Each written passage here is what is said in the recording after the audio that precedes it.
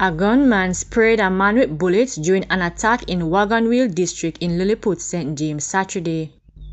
The deceased has been identified as 36-year-old George Graham, a farmer from Wagonville district, died on the spot after he was reportedly shot more than 10 times by the gunman.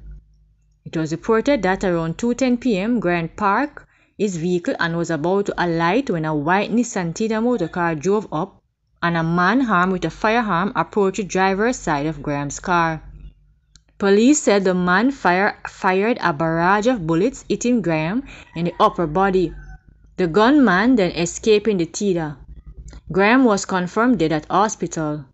Police, after processing the scene, reported that they found at least 18 9mm spent casings.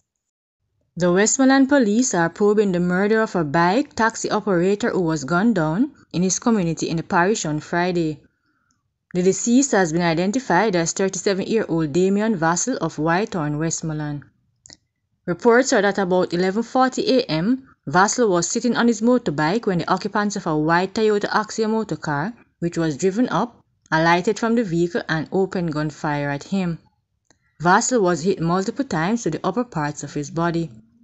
He was transported to Savanamar General Hospital where he was pronounced dead on arrival.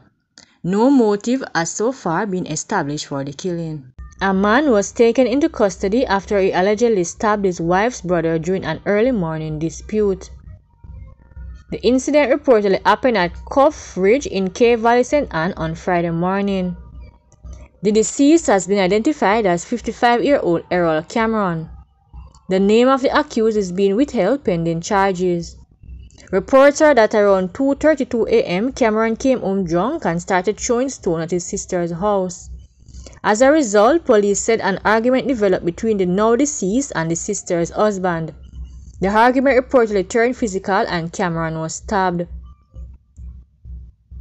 The police were summoned to the location where they discovered Cameron's body lying on a bed inside his house with stab wounds and a piece of block on his bed. The scene was processed and the husband was taken into police custody.